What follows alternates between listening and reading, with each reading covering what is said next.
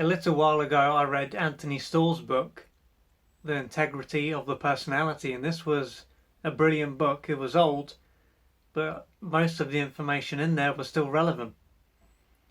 And after I read this book, and this is a book, I also did a video review of this book. I ended up looking into his other work, and there was one book in particular that stood out called Feet of Clay. And this is a book I've been reading recently. As you can see, I've got the hardback edition. I was very grateful to have found this. And this book is the study of gurus. So a lot has been said about why someone would follow a guru and get caught up in cults and things like that.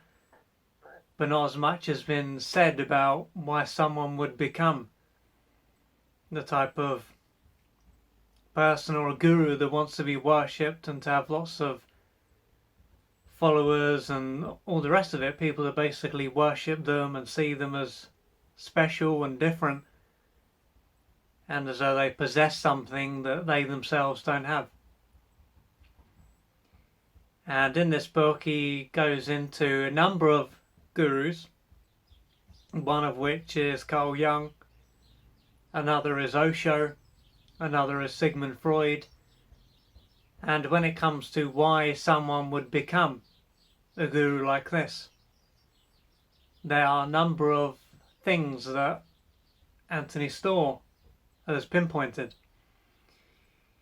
One thing that stood out with his research is that very often, or usually, someone like this had a childhood where they were isolated and they were not made to feel special. And so through becoming a guru, someone like this can be made to feel special. And when someone is a guru like this, their relationships are usually not equal. So people usually look up to them, see them as special. No one is at their level. So a guru, it can be said, doesn't have any real relationships. Because of course he's got to position himself as being superior to everyone else. And another thing that plays a part in a guru like this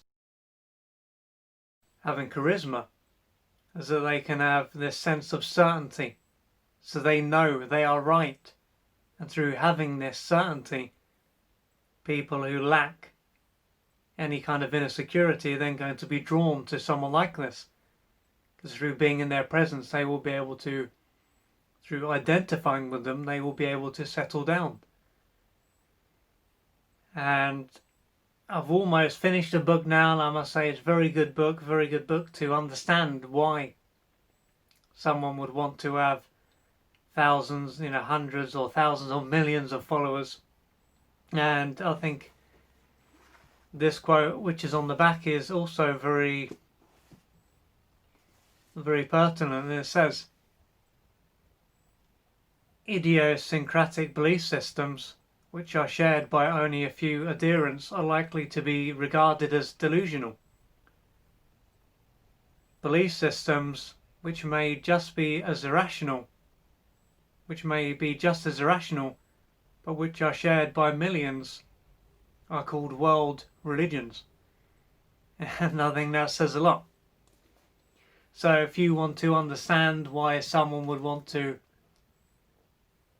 be a guru, or why someone is a guru, and of course a guru is different to someone who is just a normal teacher, there's lots of differences there, then I would highly recommend that you read this book. And Anthony Storr, of course, has passed on now, but he was a psychiatrist and author, and he's written a number of different books, some of which I hope to read in the future. And I think now, with living in these quote-unquote uncertain times, with what is going on right now, at the end of 2020, it could be said that it is ripe for people like this to appear. Because when there is so many people who are in a state who've identified, let's say, with their ego mind, And the ego, of course, likes certainty, likes everything to be fixed, and doesn't just want everything to be clear today. It wants everything to be clear forever. And when this isn't the case, there is naturally going to be a lot of people who, through identifying with their mind, need certainty.